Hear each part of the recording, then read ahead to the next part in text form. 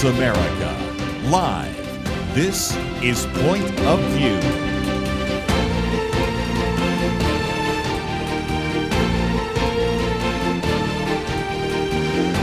And now, Liberty McArtor. Happy Friday and welcome to the weekend edition of Point of View. We have a lot to discuss today, and we're glad that you're here with us. In studio, Dr. Merrill Matthews. You heard him yesterday, and he's with us to discuss all the events and news of the weekend. And, of course, Jeff Mateer from First Liberty Institute is with us as well. So, buddy, Jeff, thanks for being here. Well, thank you for having us. It's been a full week. Yeah, it is. And it's going to be a full weekend, too. So if you're into sports, you may be keeping track of the Winter Olympics happening right now over in Europe, or maybe not. Maybe you're looking forward to the Super Bowl on Sunday. I took a poll right before we went live. I think we're all kind of like, well, you know, it's happening. We know it's happening. Seahawks versus Patriots. I actually had to look it up. I would say, so I'm from Rockwall, Texas, and this is the first time that a young man from Rockwall, who went to Rockwall High School, plays for the Seattle Seahawks. Oh, wow. And so today, which I don't think Rockwall declared today green and whatever day, and of course I'm in a black. I just remember that I'm not wearing my kids didn't go to Rockwall High. They went to a private Christian school out there. But it's good for Rockwall. So Rockwall, good for him. Rockwall, Texas is rooting for the Seattle Seahawks. Well, I'm from Coppell, which is just north of the Dallas-Fort Worth airport, and one of my friends from Coppell, her daughter is on the women hockey team. Oh, Olympic hockey team, and so I was watching them a little bit yesterday as they were playing. And they won 5-1, I think, on their first game. And so I asked her earlier, I said, does the U.S. team have a chance? And she said, usually it's either the Canadian or U.S. women's hockey team that wins the Olympics. So we may have somebody from local who gets a gold medal. Well, good for us. Good for the Texans. And go Team USA. And good luck to the Seahawks on behalf of Rockwall. So there we go. It's the only way. As a Cowboy fan, you have to kind of live through other people. Right. Yeah. You have an excuse to support somebody else from a yes. local perspective. That's sure. right. So, well, if you're if just kind of keeping up with the news and current events is more of your game, then you're in the right place, because that's what we'll be doing here today on Point of View. But we always like to get a religious liberty update. And so actually on Monday, there's something happening that is really important, a Religious Liberty Commission hearing talking about the implications of anti-Semitism. So we have links to more details about that at pointofview.net. So as always, you can follow along with our topics. And I noticed there's actually a live stream, so you can watch the hearing on Monday if you like. You can find that link there. But Jeff, tell us what's going on with this. Yeah, so this is the commission that President Trump established earlier this year that are very own and often sitting in this chair on Friday afternoons. Kelly Shackelford is a commissioner. So the Texas Lieutenant Governor Dan Patrick is chair. Ben Carson is on that committee as vice chair, and some other prominent individuals. But Kelly gets to serve as one of the commissioners. I believe this is the fourth hearing that the commission is having, in which they pick a particular topic where there have been issues regarding religious liberty. The topic on Monday is twofold. One is anti-Semitism, and the other are people in employment who've been discriminated against. And so we're going to have actually 3 First Liberty clients are going to testify at the hearing. With regard to the anti-Semitism one, it's kind of interesting. It's something that we've talked about, especially with what happened in Minnesota not just over a week ago, where the protesters invaded a church. Well, actually, we have a client, a church in California, Mission Church, who were honoring. Actually, had a speaker from the Israeli government, and is a church that's very outspoken in supporting the Jewish people.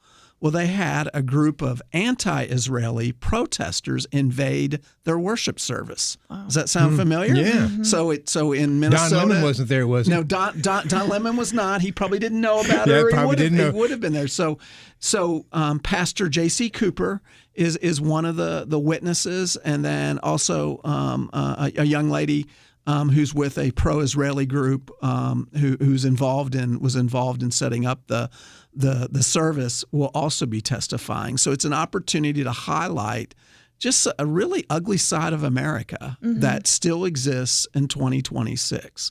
That you would think we've moved beyond anti-Semitism, but we haven't. And Liberty, just as a shout out to the program that I hosted yesterday, for the first hour, we had one of the co-editors of a book called Jewish Roots of American Liberty. Wow. And it goes through the role that Jewish and Hebraic thought and the Old Testament played in so much of early American history.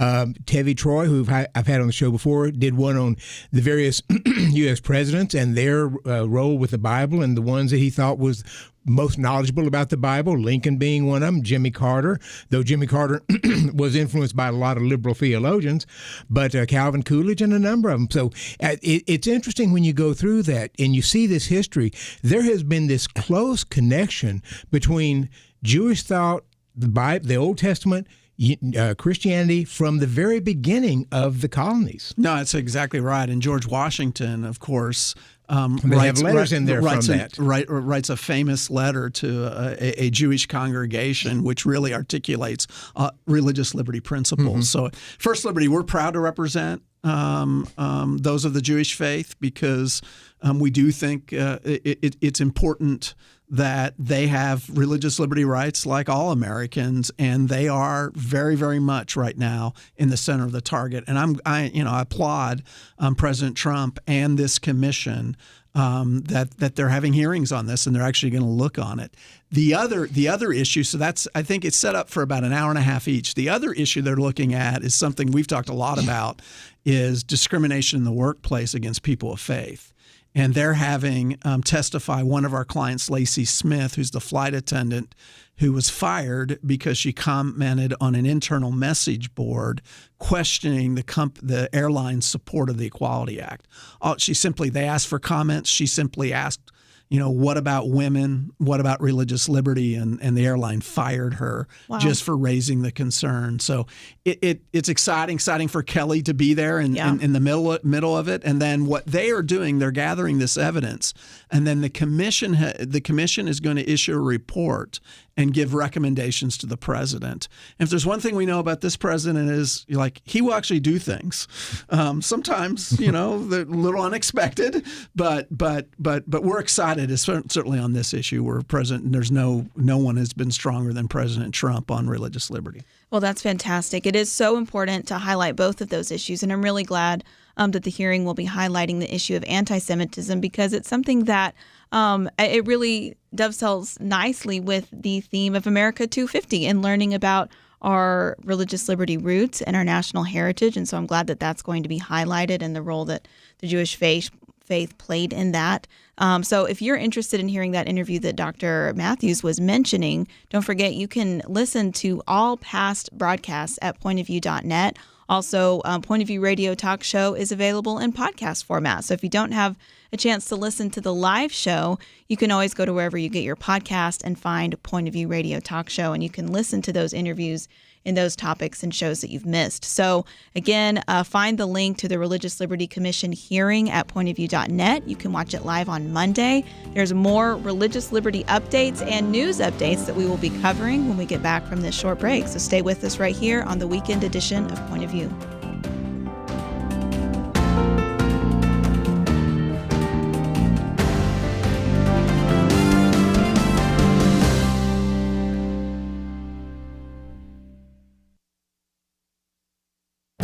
This is Viewpoints with Kirby Anderson.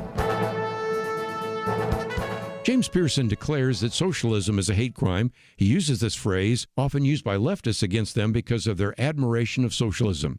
He thinks it is remarkable that despite its long record of failure, socialism is now popular than ever among college students and in progressive precincts of the Democratic Party.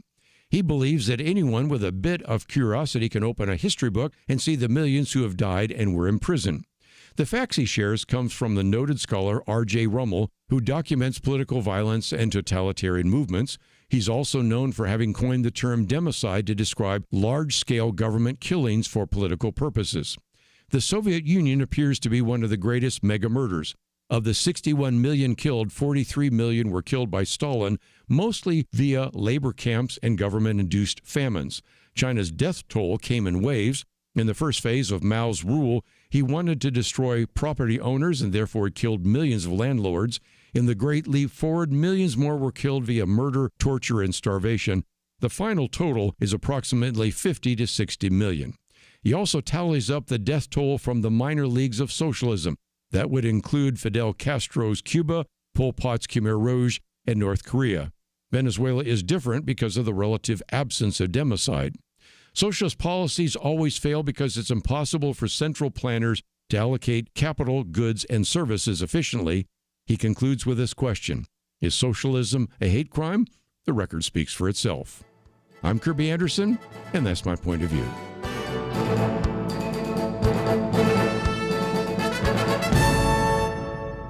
For a free copy of Kirby's booklet, A Biblical View on Loneliness, go to viewpoints.info/loneliness. That's viewpoints.info/loneliness. You're listening to Point of View, your listener-supported source for truth. Welcome back to the weekend edition. So a few more religious liberty updates. Yesterday, President Trump issued guidance on constitutionally protected prayer and religious expression in public schools. So this is great. And of course, First Liberty Institute and Kelly Shackelford had a statement on that. But Jeff, give us a little context.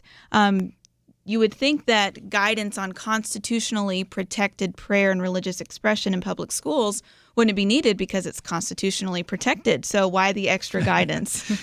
Because there are school board lawyers who don't read constitutional cases, quite frankly. We don't know how many times we encounter counsel for a school district who is not up to speed on the law or doesn't want to be up to speed on the law. And so this is very helpful. We've sat through a 4 years where the Biden administration were issuing guidance letter after guidance letter, and it pertained to things that were not in the Constitution, and they're not constitutionally protected. But nevertheless, the Biden administration was very aggressive, as was the Obama administration before it, in issuing guidance to schools. And so this is correcting errors that had been made in the past. And so it's the Department of Education. It's very important just because of the number of public schools. And for us as lawyers in this area, it's so much easier now to say, this is what the U.S. Department of Education says. You can do this. Not only read the Coach Kennedy case, but look at the specific provision that the Department of Education has said. So for students in public schools, it makes very clear they don't have to check their faith at the door. It also makes very clear that for teachers and coaches and other staff members, you don't have to hide your Christianity. So this is, it's very, very important. We had an opportunity to give some suggestions, and the Department of Education listened. And this is, I think, is about an 8 or 9 page document, but it's very important. And I would suggest if you have a child, if you're a listener and you've got a child in public school, it's important to download this and look at it. So, and know what your rights are. Absolutely. And I looked at it. It's 9 pages. It's not technical. It's easily understandable, I think, for most people. So it's not written in kind of a legalese that you really can't understand. But my question for you is, were there things in there that you wish it had said that it did not say? A few things you would tweak and made it different? Yeah, and I almost want to take the attorney-client, object on the basis of attorney-client. This was not written by us. We have, at First Liberty, we have something called our Religious Liberty Protection Kit, which certainly spells out everything that we would want. This comes close, and you'll look, there's some similarity in some parts. We would have been a little bit stronger on some statements. We think, and again, we're advocates and we're litigators, and so we're going to argue for the widest possible interpretation. But having said this, when you on page 3, it sort of has the summary statement. All members of a public school community have a constitutional right to religious expression in public schools. Just that phrase. Yeah. Look, For years, people have been told the complete opposite. Yes. Right. You have to check your religious beliefs at the door. This makes clear that you do not have to do that. Yeah. But because this is from this president, if a Democrat comes in 2029, they can change that. Is that correct? Well, they can take away the guidance, but they certainly can't take away. And what's great about this, every statement is footnoted to a case. And so they can say they can take away the guidance, but they can't take away the law, right? And this is just, and you made the point. Why do you mean sort of like, isn't it kind of weird that we even need this? Well, we need this because people need to know. Do we need it? No. Does this mean it's persuasive in court? It's persuasive. It's not legally binding. But what is legally binding are the Supreme Court cases that this document cites. Yeah, I think one of the things that is so important that First Liberty does is just educating people, because there are, so many instances I know from keeping up with First Liberty's work and working there briefly in the past where a lot of people would be told something, and if you're told stop doing something by your boss or the school board or something like that, it can be scary, and you think that doesn't feel right, but I don't know, I don't want to get involved in a big thing. And so those educational resources like the Religious Liberty Kits that explain all of your rights at firstliberty.org, and then this thing right here. So I would recommend people go, again, you can find the link at pointofview.net, download the guidance now so that at least you have reference to all of the cases, like Jeff said, that are footnoted there, and you can look those up as needed. But it's just so important for people to be educated about their rights. And that's kind of something that you're also doing in Georgia right now, with having to do, again, here's another, pro-life advocate who wanted to share a life-affirming message near an abortion center. And once again, I think, gosh, we don't want to become Europe. We don't want to become the United Kingdom, where people are, punished for praying silently outside of an abortion facility.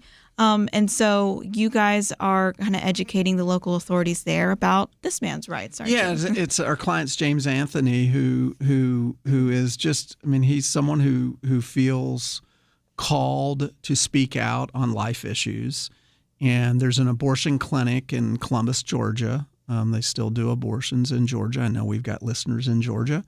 And so James likes to on the public sidewalks, engage in conversations in a respectful way, but also in not beating around the bush about his beliefs regarding abortion, so that he can inform women who are entering into the clinic. And in accordance with the laws of Columbus, Georgia, he does use an amplifier. And he makes sure he's staying within what the laws allow. And that was all fine, and he was doing that. But then there were complaints, and so the police shut him down. Well, we don't live in a society where you get a heckler's. I tell this all the time, but the heckler's veto, give me the heckler veto. I shut down a lot of stuff. Well, you know what? In America, the heckler doesn't get to determine whether you have free speech and free exercise rights because you don't like something. And so the police, are responding. And look, we respect law enforcement. We know they have a very difficult job to do, and we should respect them and help them. And that's what we're trying to do in this situation is, look, just because someone's complaining doesn't mean that you have to shut down the speech. And so we're hopeful that in response to our letter that the folks there in Columbus, Georgia will right their ways, and they'll let Mr. Anthony continue to engage in what he views as his ministry. Absolutely. And speaking of people who should be doing this modestly and appropriately, Don Lemon doesn't do that. No, that's exactly right. Well, I think we'll talk about that. It's such a different thing, because here you are, this is a guy on the public sidewalk. Mm-hmm. And it traditionally, what we call in the lawyers, it's the traditional public forum. Mm-hmm. It's a place where we often engage in speech. And you have the police saying no. And of course, it also echoes our Supreme Court case where we have Gabe Olivier, who is in a public park being told he can't share a message. No, we don't like you offending people. Go way over here in this box that we've made so that you can't talk to anybody. No, this is America, and we can have respectful conversations with each other and engage in those conversations. James Anthony is not going into, and this is important in the he's not going into the abortion clinic and shouting and interfering and disrupting.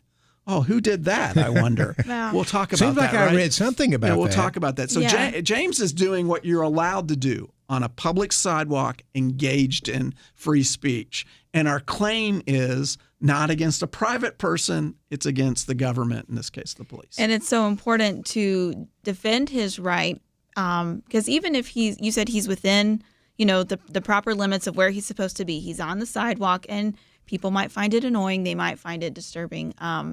A lot of children, I will say, have been saved because there was somebody outside of an abortion facility that was willing to actually speak the truth or talk to them before they just felt pressured to go in. But if you don't defend somebody's right to do that, then, like you were saying, it's going to get pushed further and further. Well, it's still annoying. We can still hear you. Go here, go here. We're going to push you further and further away from all of the people that you're trying to talk to or communicate to, until really you just have this little box that's away from everybody where you can exercise, in air quotes, your First Amendment rights. And so this is really important. Pray for those cases. And yes, let's continue talking about the First Amendment.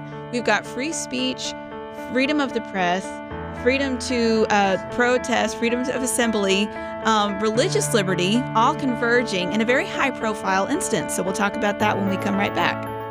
It was not that long ago that censorship appeared to be almost inevitable. Free speech was being attacked and strangled in many places.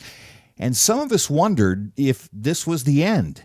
But now, many feel a new sense of hope, a chance for a fresh dawn. Let me caution you, now is not the time to relax. It's a time to press forward, to use this fresh opportunity to proclaim and learn how to apply truth to current issues. By the fact you're here, listening right now, that tells me that you recognize the vital role Point of View plays as a voice of truth. For more than 50 years, we've informed and equipped people who have made a real difference. And when you give to Point of View today, you breathe life into what can be a new golden era for the truth. Please, take a moment right now and invest in truth. Visit pointofview.net or give it 1-800-347-5151. That's pointofview.net. Click in now or call 1-800-347-5151. Point of View will continue after this.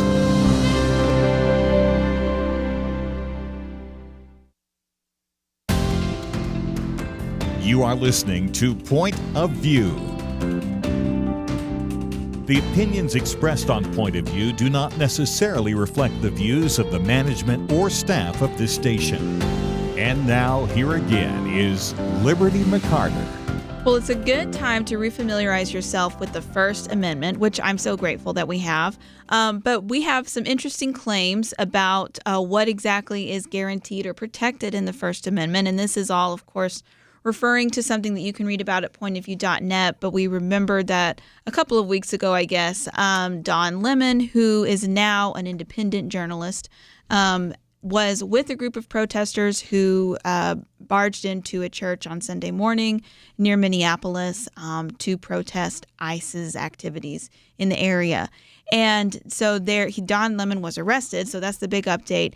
And there are a lot of people saying that is an infringement of his right as an independent journalist, that is an infringement of his First Amendment right. And so this leads to the conversation, okay, is that true? What does the First Amendment protect in regards to the religious liberty of the people who were worshiping inside their church, the protesters who do have a right to protest, but location, right? It matters. And then what about the freedom of the press here? So, let's talk about that. Jeff, maybe a little bit of First Amendment education here. Yeah, so the First Amendment, I mean, it's the words, Congress shall make no law, George Will called them the 5 most important words in the English language. Yeah, and that's the government. So the First Amendment applies to governments, and so you don't have a right as a citizen to in a private business, a private organization.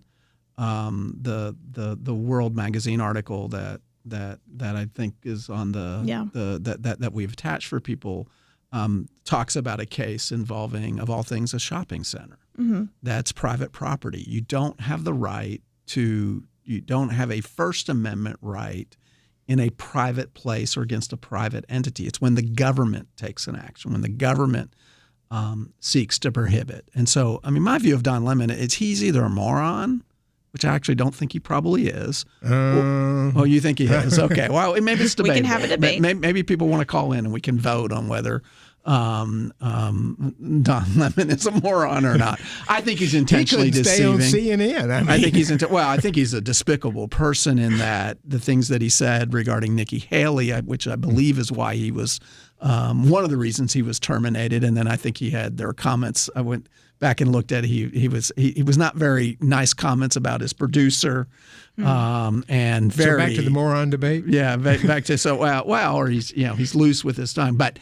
The First Amendment does not apply to that type of activity, and in fact, there is a law, a federal law that applies, and it's the FACE Act, which prohibits, it prohibits, among other things, it prohibits interfering or disrupting a religious service, which is exactly what they did. I mean, I think it's a very strong FACE Act claim, and he wasn't. The fact that you're a journalist, he was there participating. You can't just, a journalist card isn't a get out of jail card because I can do anything, and participate in. Oh, I'm a journalist. I'm just here doing my journalist stuff. Nowadays, so you break into a place. Oh, I'm a journalist. No, you committed a crime. One of the long-term ethical debates among journalists is, if I see something happen, do I participate? Do I stop or something? Do I hinder something happening? Or do I stand back and just cover it as a journalist?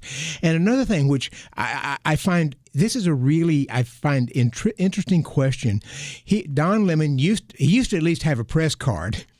He claims to be an independent journalist, but in the days of being able to post blogs and other things, which is what he does, is that really a journalist? Can I just walk into some place and say I'm a journalist because I occasionally blog something and therefore get all the sort of benefits and prerogatives of a practicing professional journalist, or how is that definition changing in some way? Because normally we would look at this 10 years ago, we'd have said, oh, he's just an activist.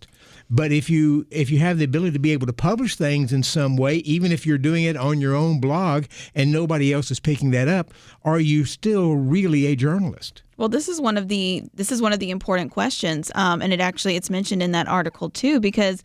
Let's go back a few more weeks. You have Nick Shirley, yes. And so he's the young man who really blew the lid off of how much fraud was happening with the supposedly like at child care centers in Minnesota. And so and there have been instances of, again, pro-life independent journalists going undercover. You had kind of the Planned Parenthood selling, fetal tissue scandal that came to light because of that, and some others. And so, but today everybody has a smartphone, everyone has a camera, everyone has a blog or a social media platform. So what is the definition of journalism? And or the journalist, is it more about the person or is it more about the act? And then again, what does that actually matter, though? Like, if you're still breaking the law, you're breaking the law. And I don't have a good answer to that, but for the people who were protesting in Minnesota, an awful lot of them were filming this, and they were posting it to blogs and other things. They could conceivably say, oh, I'm just an independent journalist here doing this. The Trump administration probably would disagree, but I'm not sure where we land on this issue of independent journalism. Yeah, I'm not sure it's going to matter anymore, because I think what you're saying, you're proving the point, which is everybody's a journalist, and everybody could claim that they're a journalist. So if everybody can claim it, well, then you don't get. I mean, everybody doesn't get special privileges. Nobody's really a journalist. Yeah, and no one gets. And we talk about, so we're talking core First Amendment. So freedom of the press. Well, freedom of the press doesn't give you the right to violate the law. You don't get an unconditional right to violate the law. Freedom of the press is the government can't go in and censor the press. That's not what happened here. He is free to talk about what happened. He's free to write about what happened. He's free to try to persuade people that he didn't do anything wrong. But at the end of the day, that doesn't mean he has a right to go in and interfere with a church service. No Americans have that right. Federal law prohibits that. You can't. That right doesn't trump the free exercise of religion right. That again is codified in federal law. That it's actually a criminal offense to do exactly what he did. Right. So I think drilling down kind of the core issue which you articulated. If he is an independent journalist, and if we all just say for the sake of argument that he is, that is actually in line with historical journalism of the founding era, because really you didn't have the institutions as much as you have now. You had people who were printing a newspaper or their handbill, they were distributing it. And so there is the argument that journalism is more of a tool or technology as opposed to a person. And if we have, complaints with the legacy media, then we support independent journalists who may, typically you may find more conservative, ideologies on that side. But to Jeff's point, it's not an open-ended get out of jail free card. You can't invade private property. You can't conspire to disrupt church services. And so I think, I don't know if it's a little bit of smoke and mirrors, like we're having this debate about what a journalist is. So that he can kind of get out of that core thing that he actually broke the law. And I also don't know if there is just maybe it's just being out of touch. But we were talking about this, off the air, Dr. Matthews. But AOC, she interviewed him and said, rah, rah, so glad you did this, basically. And I do think she's a moron, just so the record. I just want the record to be clear on that. It doesn't, as we were saying, like it didn't really help their case, right? But and the point on this though is that, and I don't know if this is just poor public education or what, but Don Lemon says I'm an independent journalist and I'm absolved from any wrongdoing here, and he gets an awful lot of liberal people who support that. And I don't know. I mean, we're talking about the law, but he gets a lot of support from other liberals and some elected officials who are saying, oh yes, he's an independent journalist. He's perfectly allowed to do that. Well, and you get a different scenario. Let's say that there were a pro-life person like Don Lemon. I don't know, name a James O'Keefe. But Nick Shirley, you mentioned Nick Shirley was out there doing that. But if they went into an abortion clinic, they can't do it. And they went into an abortion clinic with the other group of protesters, went in, and then just said, "Oh, well, I'm a journalist. I get to disrupt what's going on here. I get to interfere." What would the left say about that? They'd say, take the key, throw them away, put them in jail forever. They were in prison. They were, yes. So we're saying hypocrisy here. Well, yeah. I think it's pretty clear. And I mean, just point again, it's they invaded private property. That there is no First Amendment right. And I think you're onto something, Liberty. You say, I mean, to me, it's like, oh, I'm a journalist. No, let's go back to what really happened here. Right. That doesn't give you carte blanche. Yeah, we're all supportive of the freedom of the press. I'm a journalism major. I love the freedom of the press. You're a journalist. I love the First Amendment. So we got to really understand what the Constitution says and dig into the events as they happened. And so if you want an article that documents that very well, you can find the World article we've been discussing at pointofview.net. But let's continue talking about immigration. Are we ready for immigration reform? Stay with us right after this short break.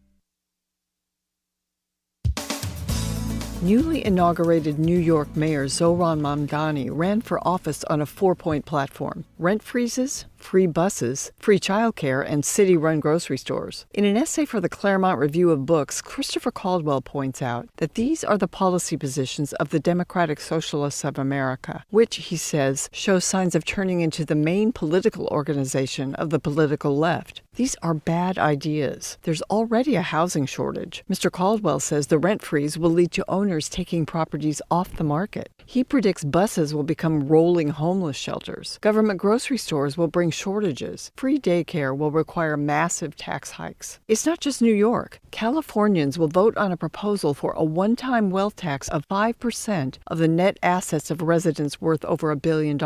Even the governor worries such a move will exacerbate capital flight. Who backs such ideas? Supporters of these socialist policies skew unemployed, underemployed, and young. Cultural commentator Rod Dreher points out, we have lived in America through a period in which the ideological left has thoroughly marched through the institutions of American education and radicalized instruction to fit its values. Manhattan Institute scholar Christopher Rufo studies and battles the left. He told his podcast audience that these are Marxist, almost Maoist ideas. He says the left is going for big structural change. He warns that means asset seizures, the nationalization of industries like healthcare, ruinous levels of taxation. The left acts shocked when the right proves them wrong or defeats them in elections. Rod Dreher's response is they imposed a cultural revolution on the rest of us for most of this century and had no regard for how we thought and felt because they were so morally certain they were on the right side of history.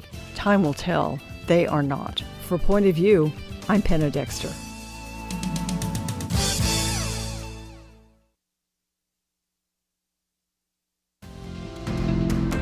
You're listening to Point of View, your listener-supported source for truth. Well, since we were talking about Minneapolis, let's talk about immigration reform. Dr. Matthews has an article in The Hill. You can find it at pointofview.net. Is immigration reform now possible? And as you write here in the article, for years we've heard, well, we can't really do immigration reform until we get the border under control. Well, the border's under control. All right. So is it time for reform, and what does that look like? Yeah, the Democrats have called for years for comprehensive immigration reform, which usually meant giving citizenship to an awful lot of people who came here illegally and other things. And Republicans pushed back and said, we're not talking about this until we get the border under control. Donald Trump has done that. So the question is immigration reform now possible?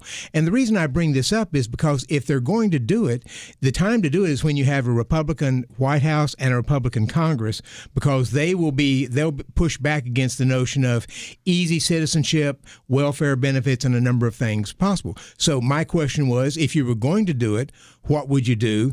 It needs to be bipartisan because they can't do this under budget rules that allow you to do it with just a majority in the Senate. So it needs to be bipartisan where you get some senators, at least some senators, signing on.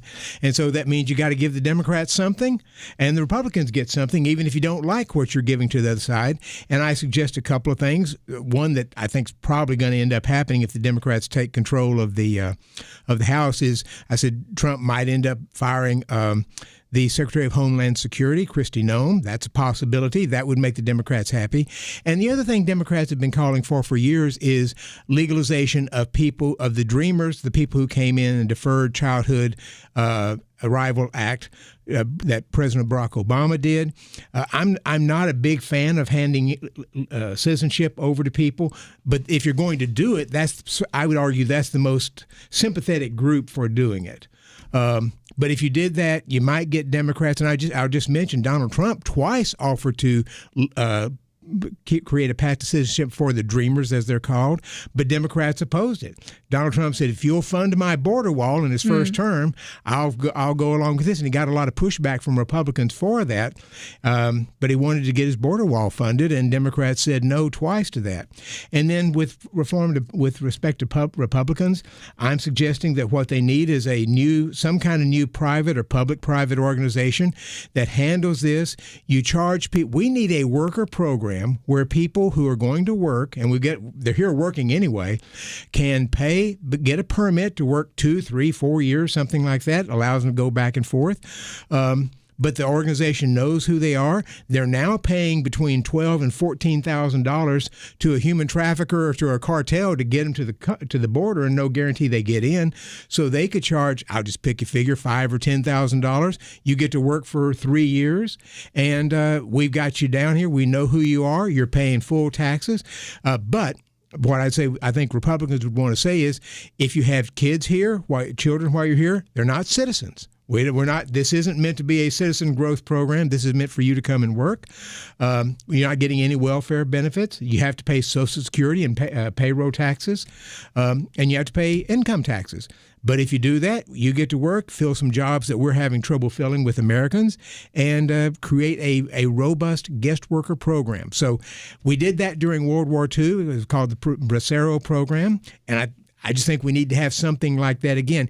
If you made an easy path for people to come here and work, I think you'd take a lot of pressure off the border.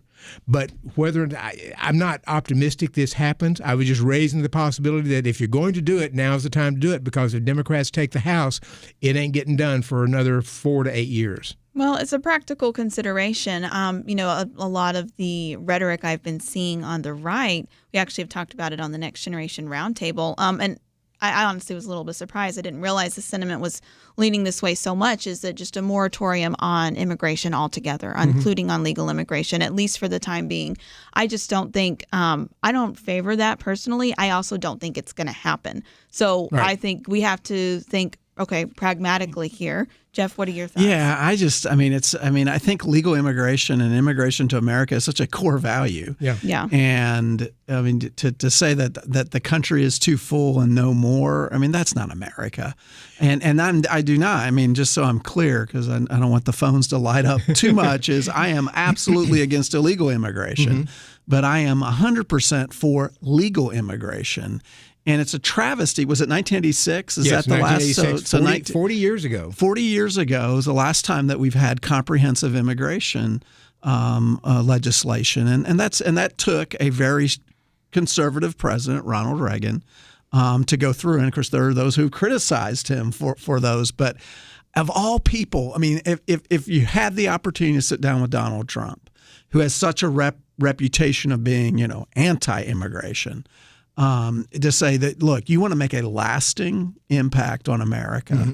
You're the right person to do something like this, which I think is the point of your article. That's the point of the article. And then when Richard Nixon reached out to Chairman Mao, in the early 1970s, if you were going to reach out and create relationships with China, it had to be a Republican who did it. And same way here, I just think you'd have to have a Republican. And I make the case in there, a worker program is not a path to citizenship. That's a whole different issue that you have to go through separately. It just means you have a chance to come here legally, work legally, and return when you want to, and you do it for a period of time. And that way we track you. As long as you're staying in tune with the law. If you break the law, they can deport you, but it just creates a worker program. We have got millions of people here working in the shadows right now, and so who aren't paying taxes in many cases, and how you deal with those, I give some options down there. It doesn't mean that you just get to stay here legally, but we just need to consider what we're going to do on this. Right, and I think it's important. I mean, and we're going to see with the midterms coming, and if what we think happens, which is the Democrats certainly in the House, making major gains, and the Senate really stacks up against the Democrats. It does. But having said that, I mean, when you get a wave, you sometimes get a wave. Well, and if you have states like Texas in play, depending on who the nominee is, I mean, things could get really dicey in the Senate as well. And Donald Trump, trying to navigate through a Democratic, completely controlled Congress would be very. But even then, there might be an opportunity for a deal like this. So I love the piece. I think it's important to start talking about that, and there would have to be. Unfortunately, I think there are people in the White House who would not want to hear this at all. But if there's anybody and who can surprise you, I mean, to me, it would just be so appropriate that the president who cuts a deal and gets a deal done on immigration reform would be the one who's been most anti-immigrant than probably any president in recent history. But I mean, legal immigration is important to America, and so that I'm sorry with the young people saying shut the borders. There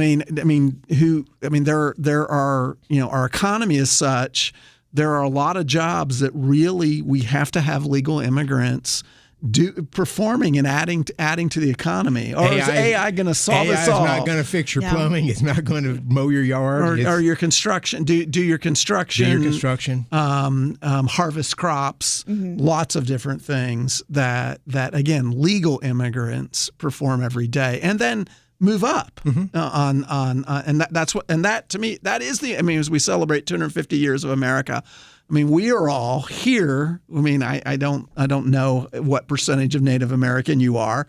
I'm 0%. I was told I was 1/16 Cherokee. Okay. Just like Elizabeth Warren. Oh, good. Well, then you don't have to give up your home then. But I've never been able to find that in the ancestry Well, part. then your land, you can own land. I cannot. I'm 0%. We'll talk about some borders and land issues coming up because I think that's definitely a cultural conversation. But so much to discuss. So thanks for being with us on the weekend edition. We have a whole hour coming up, so stay with us. We'll be back after this short break. At Point of View, we believe there is power in prayer. And that is why we have relaunched our Pray for America campaign, a series of weekly emails to unite Americans in prayer for our nation.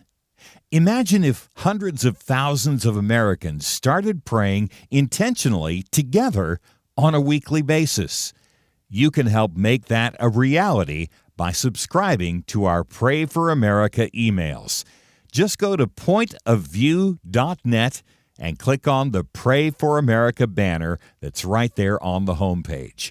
Each week you'll receive a brief news update, a specific prayer guide, and a free resource to equip you in further action. We encourage you to not only pray with us each week, but to share these prayers and the resources with others in your life. Join the movement today. Visit pointofview.net and click on the banner Pray for America right there at the top. That's pointofview.net. Let's pray together for God to make a difference in our land. Point of View will continue after this.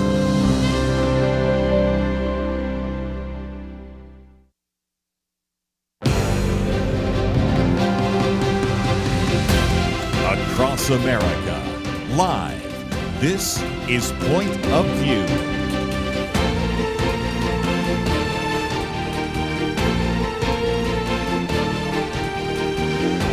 And now, Liberty McArtor.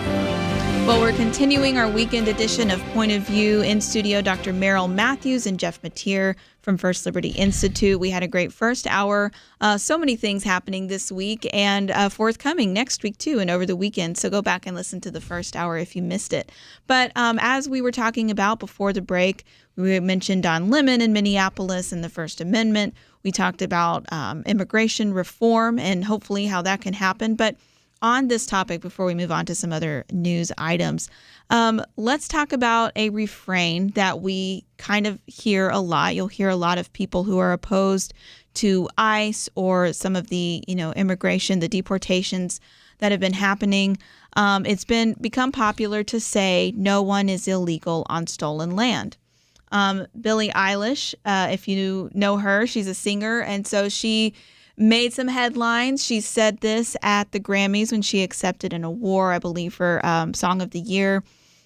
Said, no one is illegal on stolen land.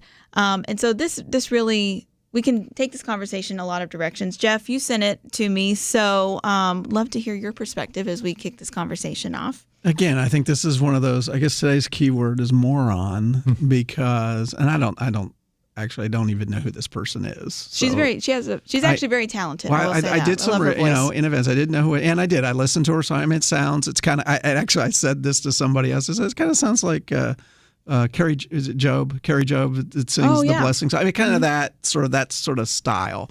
Now that's probably people who are into music will say, no, she's, whatever. But that, for me, an unsophisticated person, that's what it sounded like. So maybe she'll be redeemed and we'll get her as a, she'll convert and become a Christian and born again. We should pray for her. But her statement is just stupid. It's just, no one is illegal on stolen land. And I think the Rich Lowry National Review article makes the point that if you hold to that, then no one has any land, which, of course, if you're a Marxist or a communist, right, that's what you think. And so it really is a Marxist a statement. And she's, of course, the greatest of hypocrites. I did some research. One, she's worth $70 million, which somebody I've never heard of worth $70 million. That says something, she's certainly the American capitalism has done pretty good by her. I don't think she wants a communist society where no one owns property. And her personally, in addition to having a net worth of $70 million, she has a mansion in L.A. that's worth, at least when she bought it in 2023, is worth $14 million. Do we have a right to that property then? Well, we don't, but the Tongva people do, which is because it's their land in California that sits her $14 million plus mansion. And it's so I think, look, it is a refrain, but it's Marxist, it's communist, and it's not open borders. This would mean no borders. Anywhere in the world. Anywhere in the world. You could go anywhere in the world and you couldn't hold property unless at some point, and I think it's Rich Lowry's article makes the point even if we said Native Americans, but if you go through, who did you say? You were Comanche? Is that yours? Cherokee. Well, maybe they were. That's what I was told. Well, we could think the Comanche took other tribes' land. Apaches. Everybody. Just the history of the world. Human beings is because we're fallen people, and you go back to Abraham having disputes in the Promised Land with people about land. It's something that's always been happening and will continue to occur. So this again, I don't know her, but she's a moron. Okay, so a different perspective. You're going to articulate the Marxist communist perspective? No, I'm going to take a different perspective. Okay. If this was stolen land, much of it was stolen by the French and the Spanish, and we bought it from them. That's right. So we paid $3 million we paid to the money. French. We paid $3 million to the French for the Louisiana Purchase. Yeah. We paid $15 million to the Spanish, plus took over $3 million in debt for most of what was sort of the West Coast in California, and then we took over Texas after the Mexican-American War. Sort of we just took over Texas as a and Greenland is next. Greenland is next. So, and of course, I'm not defending this, but we apparently bought Manhattan with some trinkets and jewelry and stuff. So, I'm not defending all that. Just saying, for the most part, Americans didn't steal it. We paid for it. Somebody else stole it. We bought the stolen goods. Well, if you want to say it's stolen. The historical perspective matters. So, I don't want to dunk on a pop star. Billie Eilish is 24. Like Why not? Said, I'm being kind here. But pop stars are going to pop star. I'll say that.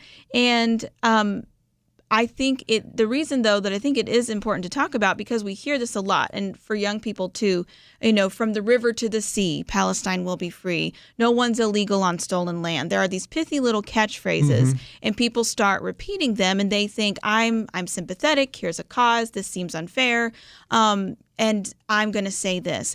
And really, I think it behooves us as Christians and rational, human beings to say, well, what does that mean? Like, what are we actually talking about here? When you dig into the historical perspective that this National Review article talks about, you can find it at pointofview.net. It's not that Americans never did anything wrong by Native Americans. Absolutely, that happened. But it's the whole perspective of human history, how untenable a saying like that really is. Like it really doesn't make sense. The other thing that I wanted to note is that, again, it's easy to win, especially if you are a celebrity in Hollywood and you are on the left, which I think 99.9% of them are. It's really easy to get brownie points with a statement like this. And you may think, okay, somebody who's worth $70 million, they don't need any extra popularity.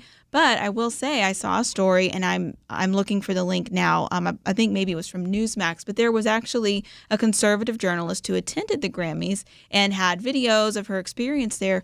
One of the things that she noted is that if you watched or saw pictures, you may have seen that everybody had these ice out pins on their gowns and their suits and everything. Well, as people were approaching the red carpet, there was a table handing out those pins. You don't want to be the celebrity that says, oh, no, thanks. I'm not really sure. Like, I haven't looked into that issue, or I think some deportations are good, or there's no room for nuance. It's like, hey, you're on our team or you're not. And so I think it's just important to acknowledge, even at that level of fame and popularity, there's still peer pressure. There's still people who haven't maybe educated themselves fully or don't feel free to express any sort of nuanced views. And it's real easy to repeat kind of a short refrain like this and say, well, here's something that everyone's going to applaud. Yes, this is our stand, and they haven't really dug into it and thought about it. But I mean, just real quick, the other thing that this could just be a great marketing ploy on her part, because she makes she makes a statement that's outrageous, and she gets people like me. I listened to her song on Apple to see because I'd never heard of her.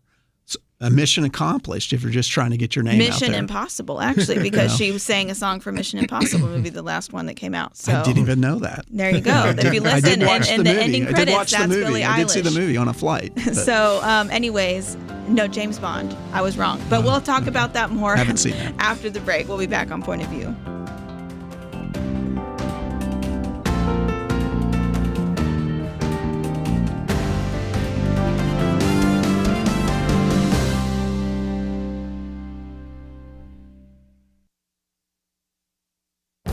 This is Viewpoints with Kirby Anderson. James Pearson declares that socialism is a hate crime. He uses this phrase, often used by leftists against them because of their admiration of socialism.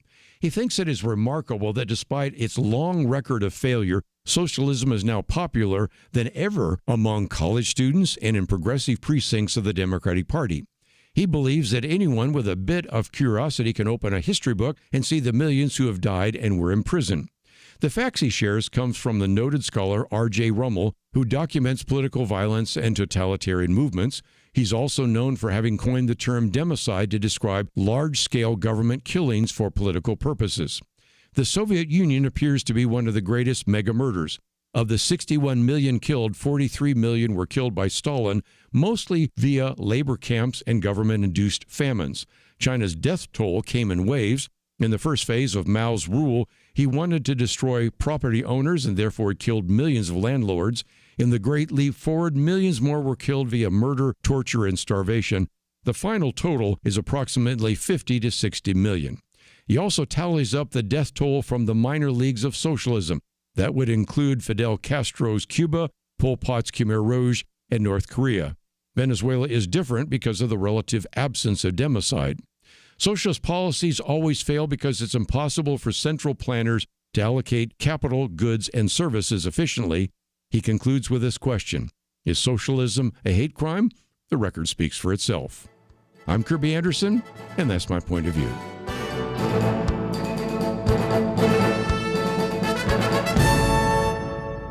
For a free copy of Kirby's booklet, A Biblical View on Loneliness, go to viewpoints.info/loneliness. That's viewpoints.info/loneliness. You're listening to Point of View, your listener-supported source for truth. Let me correct myself. Before the break, I had said that Billie Eilish sang a song for the latest Mission Impossible movie, which I did see and enjoyed, by the way. But I was incorrect. It was for the latest James Bond movie, No Time to Die. So if you watch it, you listen to that song, that's Billie Eilish. Now you know who we've been talking about. But let's move on. Let's talk about how the tide is turning with regard to youth gender medicine. There is an article that really sums up a lot of the updates really well from the Free Press. It's linked at pointofview.net. And let me just say to start out, this is an example of why you should never back down on speaking with moral clarity about an issue, whether or not it is popular in the culture. Jeff, I'm sure that you've talked with First Liberty clients who have, been wading through this a few years ago at the height of, you can't say anything against this kind of new gender ideology trend. And now you have the American Society of Plastic Surgeons coming out and saying that they should not do gender, air quotes, affirmation surgery on minors before age 19 or 19 and up.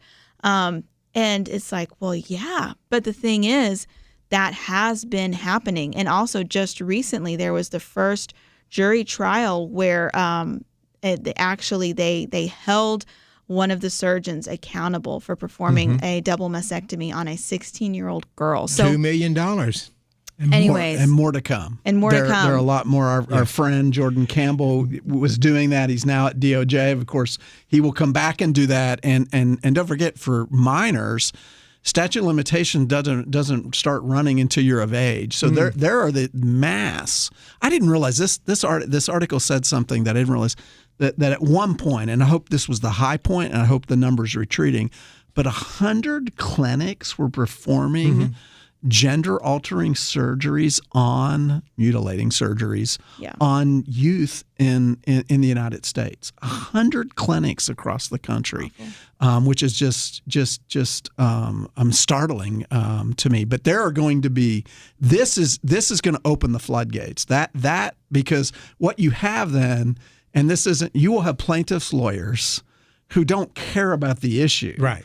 But what a lot of plaintiffs' lawyers care about a lot of money. You might say all, but a lot of plaintiffs' lawyers care about recovery. And when you hear about a $2 million verdict, there are going to be more to come, and that will change. And that's why you've got the associations and societies jumping out, because that's gonna radically change whether or not you can provide these services. Just the economic disincentive, knowing that somebody could sue you, and it could be, I mean, if you're performing this in these cases where they're 13 years old or 10 or 11, well, their limitations don't run until they're 18. Wow. And so these are going to, I mean, there are going to be more of these. Well, I've had Jordan Campbell on Point of View twice talking about the suits that he was involved with at the organization, the small law firm he developed to do exactly this.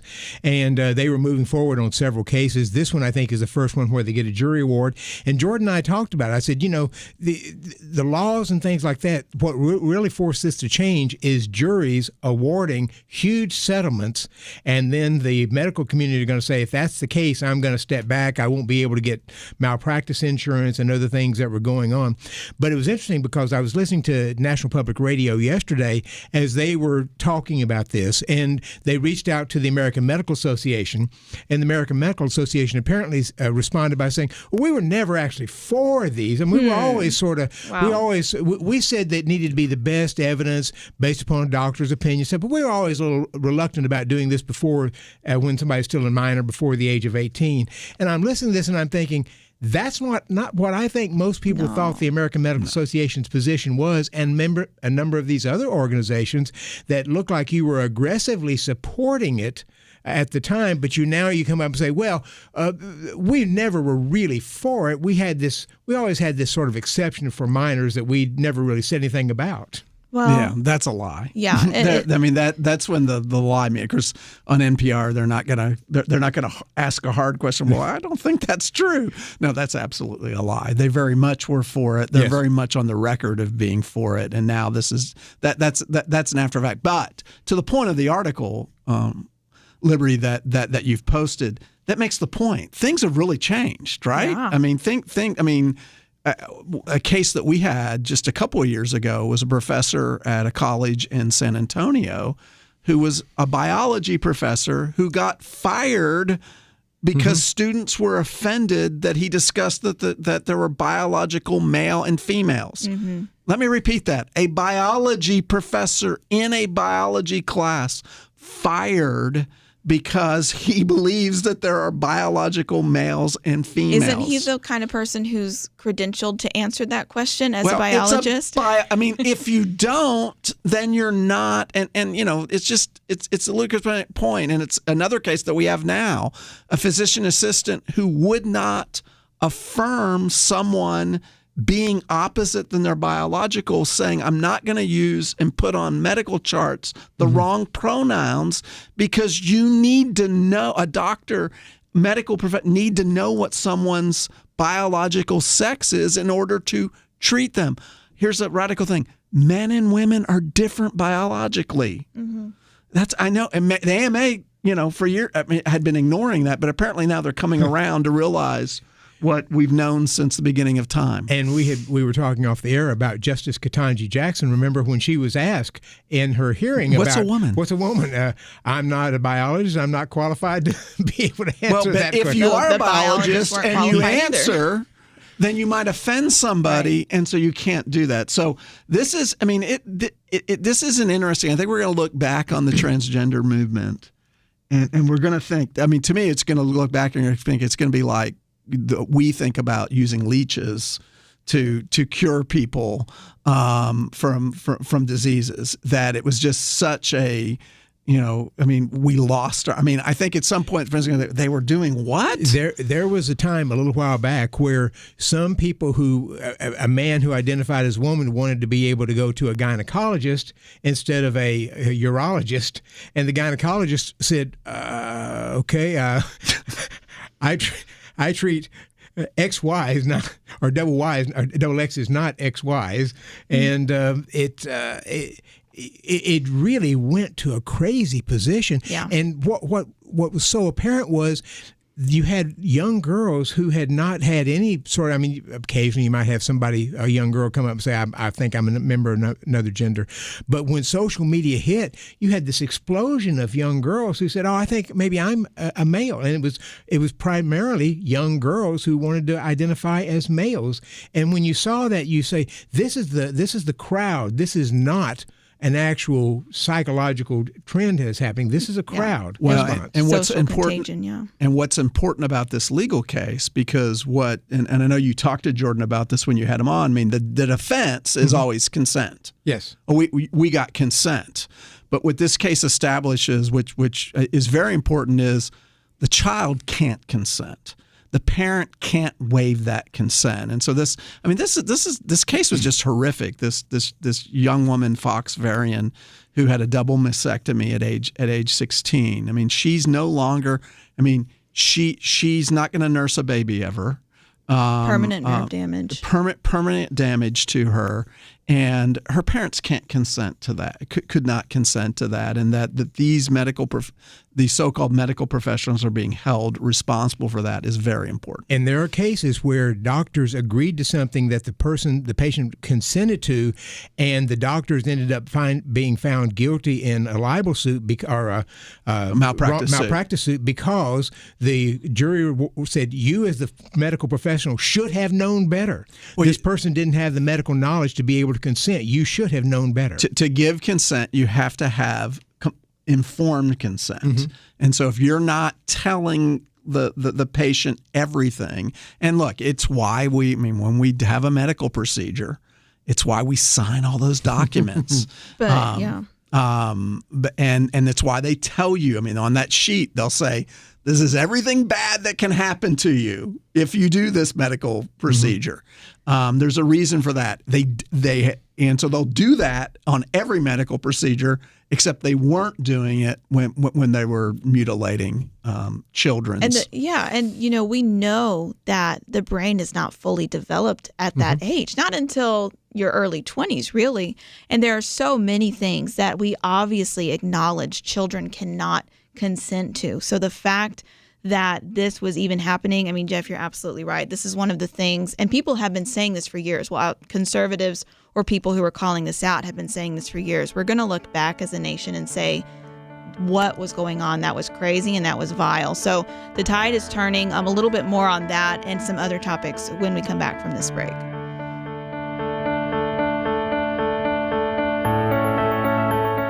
In 19th century London, two towering historical figures did battle, not with guns and bombs, but words and ideas. London was home to Karl Marx, the father of communism, and legendary Baptist preacher Charles Spurgeon. London was in many ways the center of the world, economically, militarily, and intellectually. Marx sought to destroy religion, the family, and everything the Bible supports. Spurgeon stood against him, warning of socialism's dangers. Spurgeon understood Christianity is not just religious truth, it is truth for all of life. Where do you find men with that kind of wisdom to stand against darkness today? Get the light you need on today's most pressing issues delivered to your inbox when you sign up for the Viewpoints commentary at pointofview.net/signup. Every weekday in less than 2 minutes, you'll learn how to be a person of light to stand against darkness in our time. It's free, so visit pointofview.net/signup right now. pointofview.net/signup. Point of View will continue after this.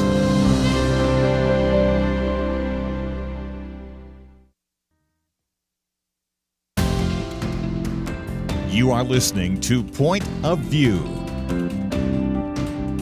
The opinions expressed on Point of View do not necessarily reflect the views of the management or staff of this station. And now, here again is Liberty McArtor.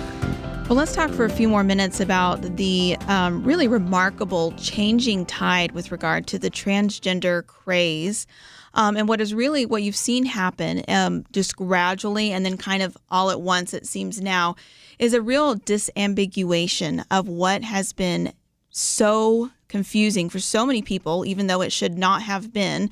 And that is the fact that you can't actually change your gender. Children should not be in a position where they are taking medication or undergoing surgery that is going to permanently damage them. And so the Trump administration, I will give credit, has added clarity to this. Instead of gender affirmation treatment or gender affirming care, they are saying, no, this is sex rejection surgeries, sex rejection medication. So I want to give credit where credit is due there. Sometimes just changing, the terms and the definitions or really defining it as for what it truly is.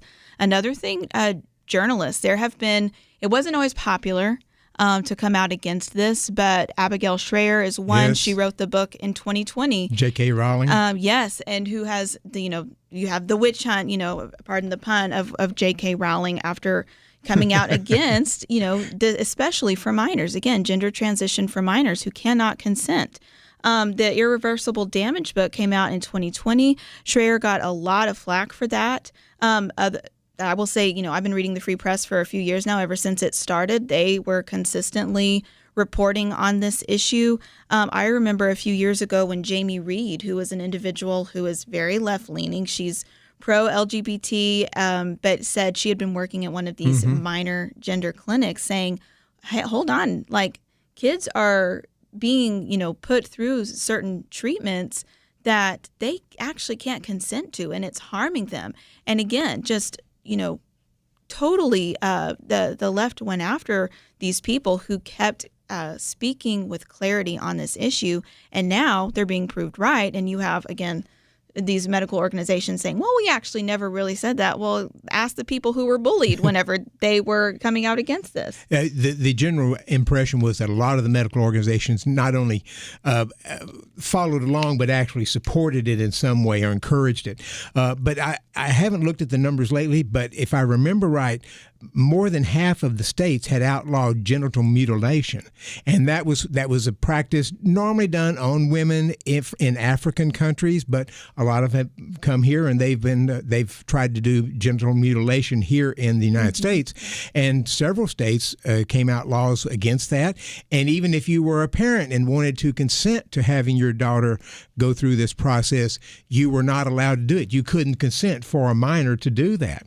And so when I looked at that, I thought liberals were strongly supportive of these anti-genital mutilation laws at the same time that they were strongly supportive of these transgender surgeries. And I never could balance that in my mind. Yeah, I really don't know what took hold of so many people to have that cognitive dissonance where it's wrong here, but it's okay here. I mean, and then at the same time talking about body positivity and then saying, well, you can, as a child, destroy your body because of something that's in your mind. The body positivity, if you're overweight or other things, don't worry about that. That's who you are. And so you don't have to worry about changing, but then somebody comes up and wants somebody to change. Yeah, no, it was awful. I'm glad that the tide is turning on this. I'm glad for the moral clarity that we are seeing, that we've seen from the Trump administration on this particular issue, and so many other people who, even against their own political tribe, had spoken out against it. But Jeff, any more thoughts on this topic? Yeah, and I mean, I think I bring up the case of the Assistant Attorney General in New York who spoke out against it, and she's rewarded by the New York Attorney General Letitia James firing her. Because there's still pockets you can't question. If you question, quote, gender affirming care, and it's actually gender destroying care, but gender affirming care, then there's not a place for you to work in the New York Attorney General's office, apparently. So, I mean, the fight's not over. I mean, it just the tide does appear to be turning in a lot of parts of the country.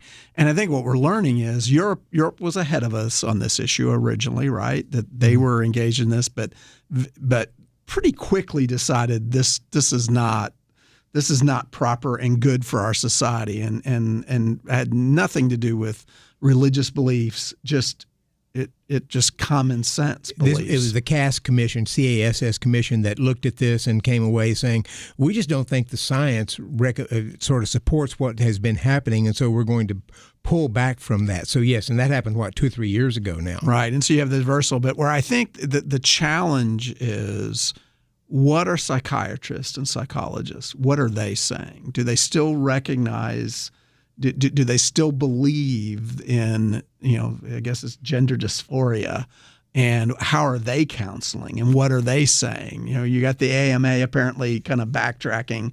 Oh, we were never for it. But what would the American, I don't know what the American the Psychiatric Association. There's the American Psychiatric Association and the American Psychological Association. Right. What would they say? Are they now backing off? I mean, because a lot of this, and you take the facts of the $2 million jury verdict.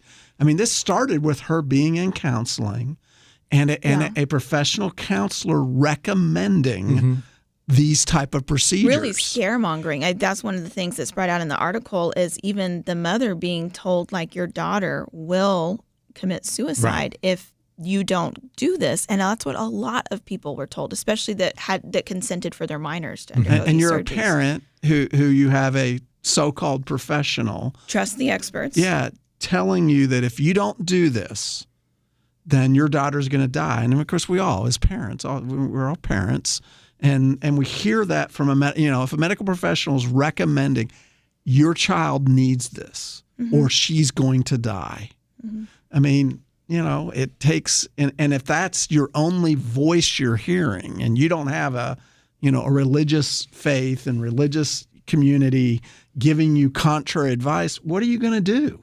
Well, you're going to do what happened in this case. Yeah. So, I mean, it is that's so true. And it really does come back to some sort of foundation that gives you an understanding of reality as it truly is and the truth. And, this, on the one hand, it's so horrible that this has happened and so many children were harmed, or in some places still being harmed by this. And yet it is encouraging to see that, okay, people spoke out about this, and a lot of people, I think, intuitively, even who weren't believers, knew that, hey, this is wrong. And so we have to speak out with that moral clarity, even when it's not popular. Other issues, like this, I feel like this reversed fairly quickly in compared to something like the abortion battle, which is ongoing. But just never stop speaking the truth, and this is what we get. We eventually, people will start to see. But this was called erroneously healthcare for a long time, maybe still is by some people. But let's talk about actual healthcare, because you had another article, Dr. Matthews. We can maybe preview it before we go to the break, talking about 4 ways Republicans can make healthcare affordable. And I know this is top of mind for a lot of people. We had the shutdown in the fall, the subsidy debate. Where do we go from here?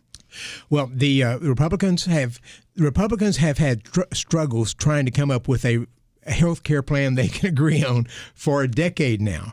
They have some basic principles that they like, but they can't seem to get everybody on board enough to be able to pass something, even though President Trump is calling for some of this. So one of the things that they've liked among Republicans for a long time is health savings accounts. The health savings accounts, this is a way where employers can put money into an account for somebody, and then you have this money to be able to spend on health care, and the employer would provide health insurance. Another thing that they're talking about now, and President Trump is trying to hint at, is what we call large HSAs, where an employer just takes the money he's spending on your health insurance, puts it in an account for you, and you take that money, you can go out and buy into your employer's health plan if one's available. You can go out and buy a different type of insurance policy. You can go out and buy the Christian sharing ministry policies. Yeah. You can do arrangements, or you can just go to a doctor, have what we call a direct pay arrangement with the doctor, and do pay for your medical care. So part of what it's trying to do is put the money into the hands of individuals and let them determine where they get value for their health care dollars, which is not what we've had in the healthcare system for a long time.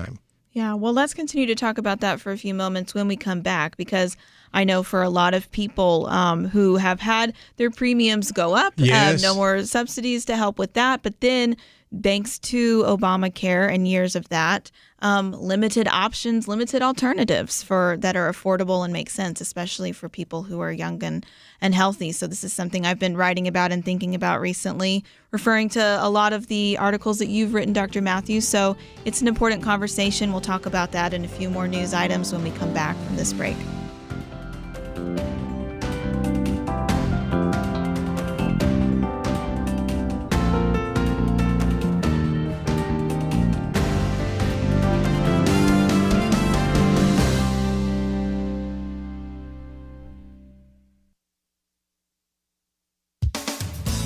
Newly inaugurated New York Mayor Zohran Mamdani ran for office on a 4-point platform: rent freezes, free buses, free childcare, and city-run grocery stores. In an essay for the Claremont Review of Books, Christopher Caldwell points out that these are the policy positions of the Democratic Socialists of America, which, he says, shows signs of turning into the main political organization of the political left. These are bad ideas. There's already a housing shortage. Mr. Caldwell says the rent freeze will lead to owners taking properties off the market. He predicts buses will become rolling homeless shelters. Government grocery stores will bring shortages. Free daycare will require massive tax hikes. It's not just New York. Californians will vote on a proposal for a one-time wealth tax of 5% of the net assets of residents worth over $1 billion.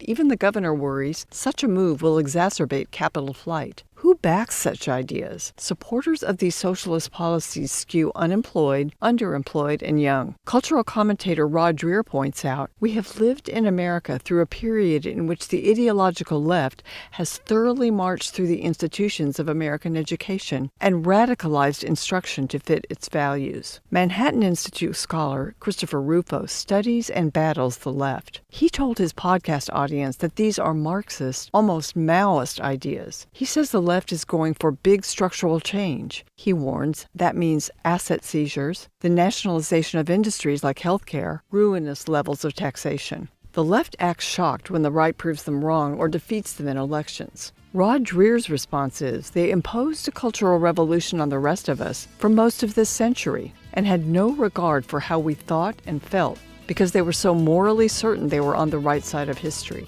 Time will tell. They are not. For Point of View, I'm Penna Dexter.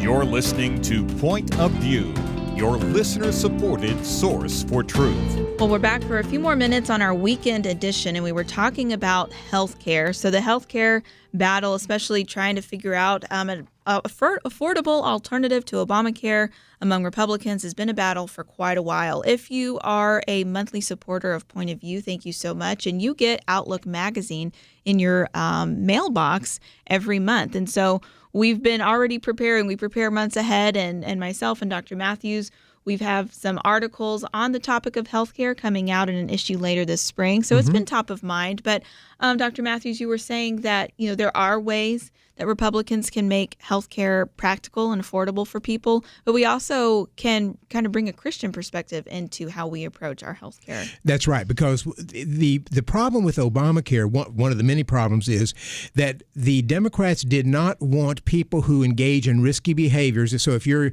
a drug and alcohol abuse, if you've been using drugs and so forth, they didn't want that person to pay any more for premiums than the person who lives a healthy lifestyle and tries to avoid all these risky behaviors, which Christians oftentimes tend to do.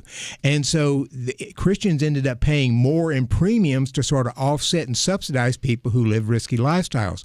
So the health savings account helps because the money goes to you as an individual. And now if you're living a healthier lifestyle and you're not having to, you may be avoiding certain medical expenses just because you're doing that, that benefits you because you get to keep the money. In addition, health insurance premiums.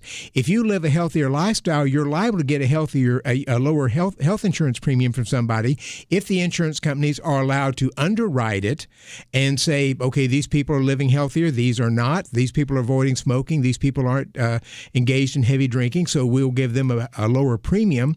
So if you live that healthier lifestyle, you're liable to get lower premiums. So I argue in the piece that that you need to remove the insurance restrictions Obamacare imposed so that insurance companies can underwrite again, look at your lifestyle, and then give you a premium appropriate for your lifestyle. That would help Christians as well. And then there's also, because some of us get medical conditions, no fault of our own. We just get them. And so in that case, Obamacare would become, I argue, what we call a high-risk pool. If you're uninsured and you can't get insurance because you have a medical condition, then you can go into the Obamacare insurance pool. You get subsidies if you have the income that warrants that, and you're able to get the guaranteed health insurance through that. So, and then I also mentioned the Trump RX in there. Trump has set up a website. I think it had been live, but I think he's just making this really effective now. A number of drug companies he's negotiated with, they are making some of their drugs, especially things like weight loss drugs and others, some of their expensive drugs available directly from the insurance company. So you can go to Trump RX, find out where those are, and buy the drug directly from the insurance company, bypassing a lot of the middlemen that have been adding a lot of cost to prescription drugs in the past. So some of these companies are coming up with significant discounts for their drugs, mostly brand name drugs, on Trump RX.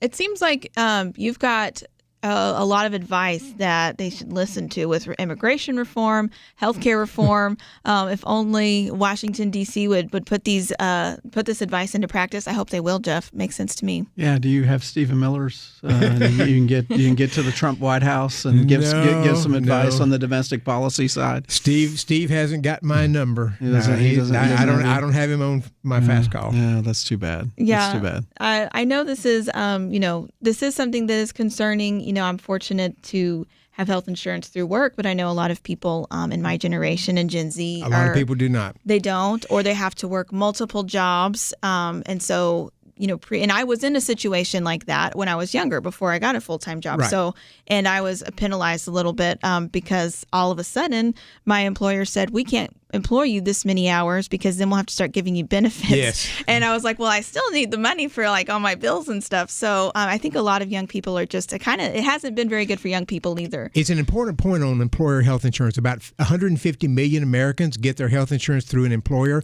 If you're working for an employer, the employer has to provide you coverage. The employer can't say, well, you're sick, so I can't cover those things. Employers have to provide it. You've got roughly 65 million people in Medicare. If you turn 65, you will get Medicare regardless of how sick you might be. If you're roughly the 75 million people in Medicaid, if you qualify for Medicaid, you will get it regardless of a pre-existing condition. What we're talking about is where individuals who don't have employer-based insurance or Medicare or something, they get a medical condition and they want to go out and buy their own individual policy. That's where they go to Obamacare. If insurers are able to step in and underwrite policies like they could before Obamacare, you can get a much less expensive policy.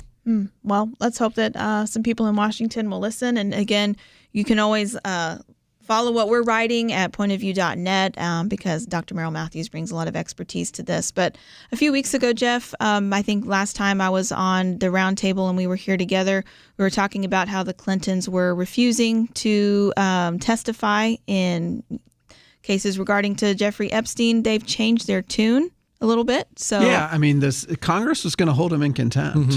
And which has they would haul him off because of Hillary and Bill going off to jail. And I think, I guess President Trump was talking about put her in jail. I mean, this is one way to do it. And so I think they realized that actually the Congress was serious and that they were going to hold them in contempt and with the consequences. And so the Clintons cut they cut a deal. Yeah. And it's a little, so the deal is that they're going to testify. Now, think about if they were going to testify in an open hearing that was broadcast on TV. Boy. Yeah. It would break the internet. Yeah. I really think. You think the O.J. Simpson trial was huge? I mean, this would be. But so it's actually they're going to sit for a deposition, which will be recorded, and then a transcript will be released. That's not the same as them testifying at a live hearing, because that would be, there would be the American economy would slow down and stop. This is important to me, the Epstein files, because it is holding some important, wealthy people to account. Yes. So many people have stepped up and said, I didn't have any relation. I met him one time, or I did nothing.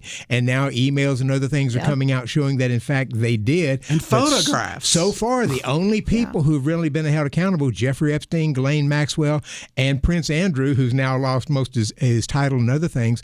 But there were a lot of people who were involved, and I have to think a lot of them knew what was going on, even if they didn't necessarily want to admit it publicly. I tend to agree with you. And again, with the latest batch that was released, I'll just make sure that we clarified no new accusations have been made, but a lot of people have been caught lying or downplaying their association with Epstein. He clearly, they wanted to be in the inner circle whenever it was cool and popular, and he was the person to know. And now they don't, because let's just say it's not popular anymore. So what we hope, it can be a career ender. Oh, absolutely. And, for people who were involved in certain things, if they were, it absolutely should, and they should be held accountable to the full extent of the law. So, it's when we talk about this, I think what's important to remember is to praying that justice will be done, and that people who have lied or been involved in things that were harming others, that they will be held accountable. And that's what we pray for as Christians. But that's it for the weekend edition. It's gone by quickly, so thanks for being with us. And again, you can find our topics or go back and listen to any part of the conversation that you missed at pointofview.net. And don't forget to tune in on Monday. Kirby will be back with you. And speaking of the gender conversation that we had a few minutes ago, there's an interview with Dr. Kathy Koch scheduled for Monday on raising gender-confident kids. And so that's going to be a good interview to listen to. And again, you can find all of our topics that we've been discussing at pointofview.net. Hope you have a great weekend if you're watching the Olympics, or if you choose to watch the Super Bowl, or maybe you're just going to go hang out with some friends and eat some snacks. Maybe you can take a little break from the news cycle for a while. So thank you, Megan and Steve, for putting the show together. Thank you, Dr. Merrill Matthews and Jeff, for being with us. And thank you for listening to Point of View. Enjoy your weekend. It almost seems like we live in a different world from many people in positions of authority. They say men can be women and women men. People are prosecuted differently, or not at all, depending on their politics. Criminals are more valued and rewarded than law-abiding citizens. It's so overwhelming, so demoralizing. You feel like giving up. But we can't. We shouldn't. We must not. As Winston Churchill said to Britain in the darkest days of World War II, never give in, never give in, never, never, never, never yield to force, never yield to the apparently overwhelming might of the enemy. And that's what we say to you today. This is not a time to give in, but to step up and join Point of View in providing clarity in the chaos. We can't do it alone, but together, with God's help, we will overcome the darkness. Invest in biblical clarity today at pointofview.net or call 1-800-347-5151. pointofview.net and 800-347-5151. Point of View is produced by Point of View Ministries.